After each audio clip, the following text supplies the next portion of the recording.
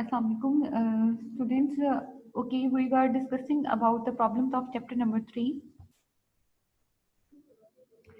So, इसी को continue कर लेते हैं प्रॉब्लम नंबर 4 से. In problem number 4, he is saying that you need to have 50,000 at the end of 10 years. वो कहते हैं 10 साल के बाद आपको 50,000 की ज़रूरत है.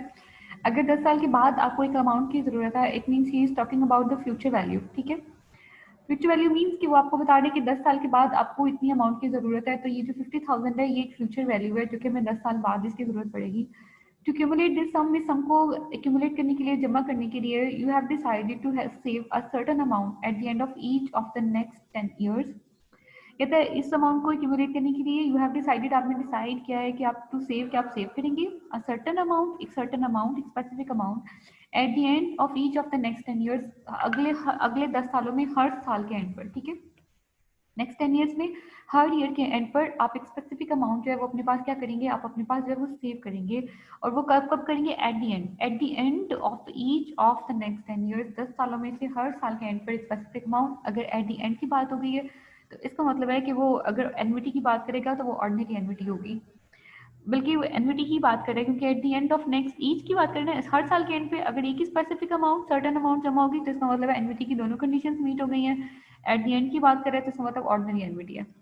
And deposit it in the bank, और बैंक में इसको डिपॉजिट कर देगा. The bank page 8% interest, bank जो है वो 8% इंटरेस्ट पे करेगा, कंपाउंडेड एनुअली उसकी कंपाउंडिंग होगी.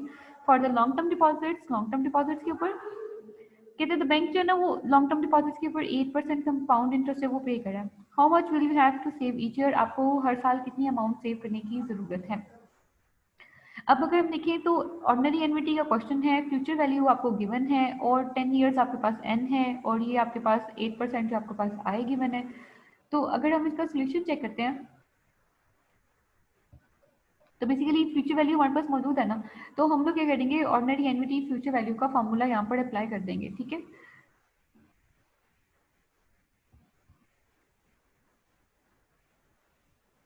अब देखो ऑर्डिनरी फ्यूचर वैल्यू गिवन है 50,000, एन आपके पास है 10 ईयर, आई आपके पास है 8%, आर आपने फाइंड आउट करना है.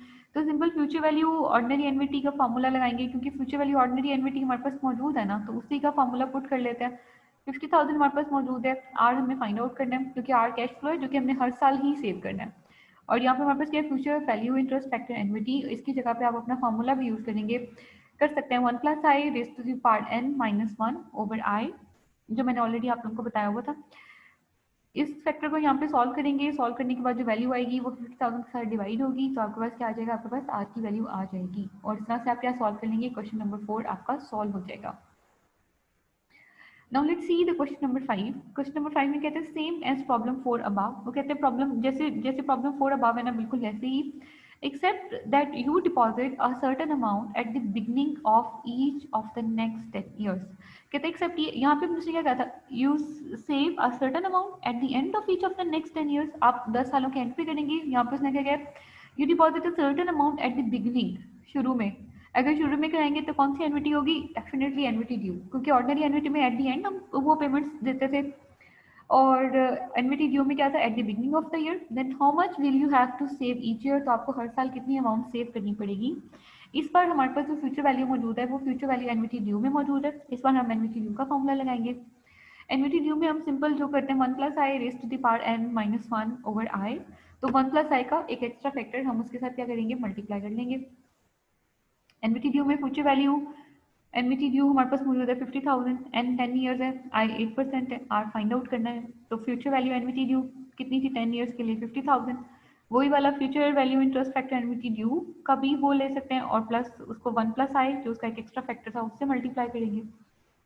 पहले ये दोनों फैक्टर्स आपस में मल्टीप्लाई होंगे, एक सिंगल फैक्टर जो होगा कंपोज होगा. इस फैक्टर को वहाँ पे 50,000 से डिवाइड कर देंगे तो आपके पास आर की वैल्यू आ जाएगी. ठीक है, तो पहले आपने सेम क्वेश्चन जो था वो ऑर्डिनरी एनविटी से सॉल्व किया था, इस बार बिगनिंग की बात कर दी तो सेम क्वेश्चन को हम एनविटी ड्यू से सॉल्व कर लेंगे. Next we have question number 6. Question number 6 में कह रहे हैं Bernal Econox wishes to borrow 10,000 for 3 years. कोई कंपनी की बात कर रहा है कि वो 10,000 जो है वो बोरो करना चाहती है, कितने ईयर्स के लिए, 3 ईयर्स के लिए. विशेस टू बोरो, अभी बोरो करना, अभी देखो अगर हम बोरो करना चाहते हैं इसका मतलब करंट बात कर रहे हैं, ये 10,000 हमारी प्रेजेंट वैल्यू है. ठीक है, एन हमारा कितना आ गया 3 years। कहता है ग्रुप ऑफ इंडिविजुअल्स, कोई ग्रुप है इंडिविजुअल्स का, agree to lend him this amount, वो एग्री करके कि उसको ये अमाउंट है वो लेंड कर देंगे, उधार दे देंगे। If he contracts to pay them 16,000 at the end of the 3 years, अगर वो प्रॉमिस कर ले कि या उनसे कॉन्ट्रैक्ट कर ले कि वो 16,000 at the end of the 3 years, 3 सालों के एंड पर। अब देखो ईच ऑफ नहीं कर रहा, ईच की बात नहीं की, हर साल के एंड पे नहीं, 10,000 आज लेना है और 3 साल के बाद उसको 16,000 पे कर देना है सिंगल अमाउंट के अंदर। ये आपकी प्रेजेंट वैल्यू है और ये आपकी क्या फ्यूचर वैल्यू है, ठीक है। कहते हैं what is the implicit compound annual interest rate implied by this contract. वो आपसे इंटरेस्ट रेट पूछ रहा है कि कौन सा इंटरेस्ट रेट यहाँ पे जो है वो यूज होगा to the nearest whole percent. Then ये तो सिंपल क्वेश्चन है। अब देखो प्रेजेंट वैल्यू भी मौजूद है, फ्यूचर वैल्यू भी मौजूद है, ये हमें पता चल गया कि ये सिंगल अमाउंट है क्योंकि हर साल के एंड पे पेमेंट नहीं हो रही है और एन उसने आपको बता दी 3 years, ठीक है। तो चाहे आप उसको कर लें future value is equals to present value into 1 plus I raise to the power n, तो भी उसमें आप फार्मूला पुट कर सकते हैं, या फिर आप कह सकते हैं present value is equal to future value divided by 1 plus I raise to the power n, जो भी आपका दिल करता है, जो भी आपको फार्मूला सूट करता है, दोनों में से कोई भी फार्मूला पुट करेंगे आंसर आपके पास सेम ही आएगा। Like see here present value मौजूद है आपके पास 10,000 की, फ्यूचर वैल्यू कितनी है 16,000, एन कितना है 3 years। तो प्रेजेंट वैल्यू का फार्मूला उसने यहाँ पे यूज किया, तो future value divided by 1 plus I raise to the power n. I अब हमारे पास नहीं है, एन हमने मेंशन कर लिया अपने पास 3, ठीक है।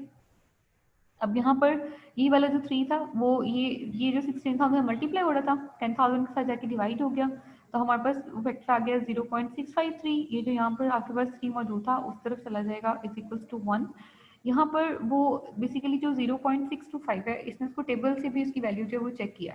अगर आप इसको टेबल के बगैर भी सॉल्व करना चाहेंगे तो आप उसका लॉग लेंगे, ये जो 3 वाला लॉग था मतलब उसको जब ये 10,000 इधर आके डिवाइड होगा उसको उसने ऑपोजिट वे में किया था, 10,000 16,000 से डिवाइड होगा तो 1.6 आ जाएगा। अब 1.6 और उधर क्या था 1 plus I raise to the power 3, इस तरफ भी क्यूब है हम इस तरफ भी क्यूब ले लेंगे, ठीक है। हम कहते हैं वो क्यूब 3 के साथ 3 under root 1.6 is equal to 1 plus I, तो यहाँ पे भी इसका क्यूबिकल रूट ले लेंगे, जो 3 था 3 से कैंसिल हो जाएगा, इस 3 को इसके साथ सॉल्व कर लेंगे और आपके पास क्या था 1 प्लस आई, तो इधर करके जब ये 1 इधर आके माइनस होगा तो आपके पास कितना देगा 16.9, 16.9 को उसने कहा था राउंड कर दें तो वो 17% ही बन जाएगा। आप लोग इसको टेबल वैल्यू से भी चेक कर सकते हैं। टेबल वैल्यू में 0.625 को आप एन के अगेंस्ट जो है वो चेक करेंगे, आपके पास 3 था तो आपके पास इंटरेस्ट रेट आ जाएगा 17%। टेबल 2 से हम प्रेजेंट वैल्यू का फॉर्मूला रखा था ना, तो प्रेजेंट वैल्यू जो हमें कहाँ से मिलेगी टेबल 2 से, आप उसको वहाँ से भी देख सकते हैं, आप उसको इस मेथड से मैथमेटिकली भी सॉल्व कर सकते हैं।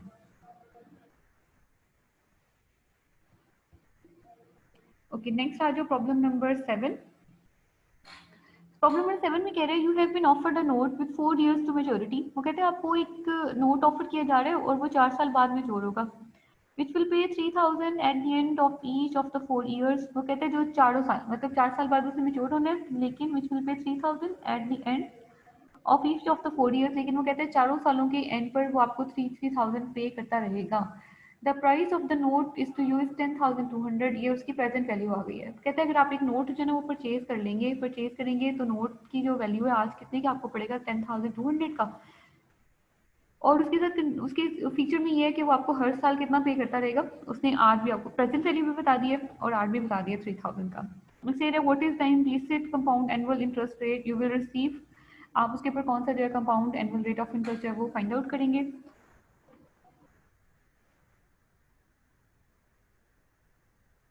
तो उसके लिए अब आपके पास अगर आप उसको देखोगे तो आपके पास उसने आपसे कहा था कि नोट जो है आपको पे करेगा, प्रेजेंट वैल्यू आपके पास मौजूद है, बेसिकली ये एक एनविटी है जो कि उसने आपको बताया था क्योंकि 3,000 पे करने eight the end of each of the 4 years, अगले 4 सालों में हर साल के एंड पर, ठीक है। इसका मतलब एट द एंड पेमेंट हो रही है, तो ये कौन सी एनविटी होगी ऑर्डिनरी एनविटी, और पेमेंट कितनी की हो रही है 3,000 की, तो 3,000 आपका आर हो गया। प्राइस बता रहा है तो प्रेजेंट वैल्यू ऑफ एनविटी की प्राइस कितनी आ गई आपके पास 10,200, और उसने 4 years टू मेच्योरिटी बताया था, ये आपके पास एन हो गया। तो सारी इन्फॉर्मेशन कंप्लीट हो रही है आपके पास। ओके यहाँ पर हम एक और चीज़ है वो चेक कर सकते हैं, मैं आपको टेबल वैल्यूज शो कर देती हूँ। टेबल अगर आपके पास टेबल वैल्यूज होंगी तो आप उसको कैसे चेक करेंगे।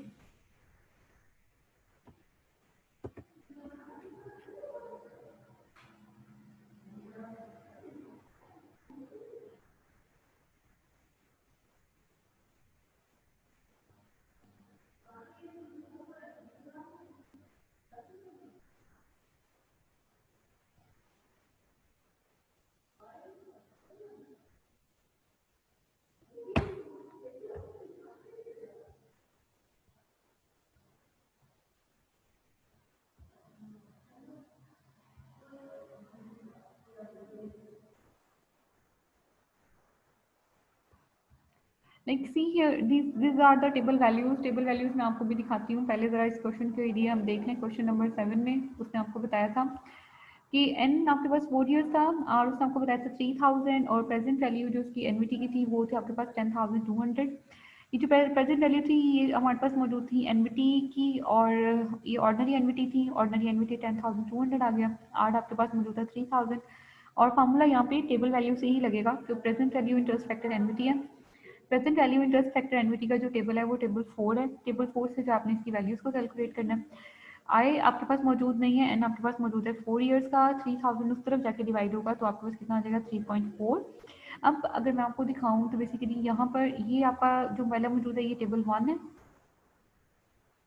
ठीक है। फ्यूचर वैल्यू ये टेबल 2 है। टेबल ये मेंशन है table 2। Present value interest factor, ये प्रेजेंट वैल्यू इंटरेस्ट फैक्टर का टेबल है। ये टेबल 3 है, future value interest factor of an ordinary एनविटी, ordinary एनविटी का, ठीक है। लेकिन अब हम बेसिकली कौन सा फार्मूला हम आप यूज़ कर रहे थे, हम यूज़ कर रहे थे present value interest factor of an ordinary एनविटी। जो हम लोग यहाँ पे यूज़ करें, ये देखो present value interest factor on एनविटी, वो ऑर्डिनरी एनविटी की फार्मूलाज है। अब अगर आप टेबल वैल्यूज में देखेंगे तो टेबल वैल्यूज में एक तरफ आपके पास यहाँ पर इस कॉलम में जो आपके पास है एन गिवन है, एन यहाँ पे कुछ वो मेंशन नहीं हो रहे, और यहाँ पर आपके पास हॉरिजॉन्टली वो परसेंटेजेस गिवन है 1%, 2%, 3, 4, सो ऑन, ठीक है। अब अगर आपके पास दो देखो एन और आपके पास परसेंट इंटरेस्ट रेट दोनों गिवन होंगे तो उसके अगेंस्ट हम फैक्टर फाइंड आउट कर लेते हैं। अगर आपके पास फैक्टर और एन दो चीज़ें मौजूद हो तो हम उसके अगेंस्ट इंटरेस्ट रेट कैलकुलेट कर लेंगे। अगर आपके पास इंटरेस्ट रेट और फैक्टर्स गिवन हो तो उसके अगेंस्ट हम एन को कैलकुलेट कर सकते हैं। अगर आप इस क्वेश्चन को देखो तो इसमें फैक्टर आपके पास कितना मौजूद है 3.4 का, और एन आपके पास कितना है 4। अब जरा हम एन 4 के अगेंस्ट देखते हैं कि हमारे पास एन 4 के अगेंस्ट आपके पास एन जो था वो 4 था और आपके पास 3.4 जो था उसका फैक्टर था। अब एन 4 हमारे पास होगा, ये यहाँ पे नजर आ रहा है एन 4 है। एन 4 के अगेंस्ट हमें कितना चाहिए था 3.4। अब हम चेक करते जाते हैं 3.4 कहाँ पे आती है, ये दिस इज 3.4, ठीक है। अब देखो 3.4, ये 3.4 हमारा फैक्टर है, ये हमारा एन है। एन के अगेंस्ट फैक्टर्स को चेक करते जाएंगे तो यहाँ पे हमारे पास आ गया 3.4, ये आ रहा है 3.465, और इसके नेक्स्ट हम देखते हैं तो वो हमारे पास कितना आ रहा है 3.387। 4 के 5 के अगेंस्ट जो इंटरेस्ट रेट है वो 6% है, और 3.387 के अगेंस्ट जो इंटरेस्ट रेट है वो 7% है। अब अगर आप देखोगे 4 6 जब हम इस 6 को राउंड करते हैं तो ये 3.5 हो जाता है, और 3.38 में जब 8 को 8 के साथ इसको राउंड करते हैं तो ये 3.4 हो जाता है। हमें बेसिकली क्या चाहिए 3.4, तो 3.4 के अगेंस्ट जो मोस्ट अप्रोप्रिएट इंटरेस्ट रेट है वो कितना है, दैट इज 7%। तो यहाँ पे उसने आपको ये बताया कि टेबल 4 में 6%, 3.645 के अगेंस्ट 6% है, 387 के अगेंस्ट 7% है। दोनों वैल्यूज को राउंड करते हैं तो so the rate of interest is almost 7%। जो मोस्ट अप्रोप्रिएट रेट आ रहा है आपके पास वो कितना है, आपके पास 7% है, ठीक है। यहाँ पर उसने कुछ कंपाउंडिंग के वाले से आपको बताया हुआ था, लाइक सेमी एनुअली जिसमें हाफ ईयरली हमारे पास कंपाउंडिंग होती है, क्वार्टरली कंपाउंडिंग में। अगर सेमी एनुअली है तो आपका एन एन हम बेसिकली एन तो हमारे पास ईयर के होता है ना, नंबर ऑफ ईयर्स होता है। M basically frequency of the payment होती है, फ्रीक्वेंसी ऑफ कंपाउंडिंग और डिस्काउंटिंग, ठीक है। अगर फ्यूचर वैल्यू कैलकुलेट करनी है तो हम उसे कंपाउंड करते हैं, प्रेजेंट वैल्यू फाइंड आउट करनी है तो हम उसको डिस्काउंट करते हैं, क्योंकि जब फ्यूचर वैल्यू कैलकुलेट करते हैं तो वैल्यू बढ़ जाती है। जब हम फ्यूचर की प्रेजेंट वैल्यू फाइंड आउट करते हैं तो वो डिक्रीज हो जाती है, उसको डिस्काउंटिंग कहते हैं। तो जो एम है, एम बेसिकली क्या, M is the frequency of payment, वो पेमेंट की आप कितनी बार पेमेंट करेंगे। अगर पेमेंट एनुअली है तो एक बार पेमेंट होगी साल में, सेमी एनुअली या हाफ ईयरली है तो एम कितने इक्वल होगा, 2 की इक्वल होगा। अगर हम क्वार्टरली करेंगे तो क्वार्टरली में एम 4 की इक्वल होगा, मंथली में आपका एम जो है वो 12 के इक्वल होगा, डेली में वो 3.65, और कंटिन्यूसली के लिए आपके पास एक फैक्टर मैंने आपको ऑलरेडी मेंशन कराया हुआ था, ठीक है। उसके लिए फिर हम उसी को यूज़ कर लेंगे और उस वैल्यूज़ के साथ हम उसको जो है वो कर लेंगे कैलकुलेट। अच्छा, यहाँ पर उसने आपको क्वेश्चन जो था वो 21 भी दिया हुआ था। चलिए यहाँ तक अभी आप क्वेश्चन नंबर 7 तक जो है उसको कंप्लीट कर लें। अगर इसको देख लें इसके बाद जो नेक्स्ट बाकी प्रॉब्लम नंबर 8 से नेक्स्ट क्लास में हम जो है उसको वो जो है वो डिस्कस करेंगे इंशाल्लाह। तो आप इसको देख लें, अगर कोई प्रॉब्लम होगा तो मुझसे नेक्स्ट क्लास में जो है वो डिस्कस करेंगे। ओके बच्चों, टेक केयर, अल्लाह हाफिज़।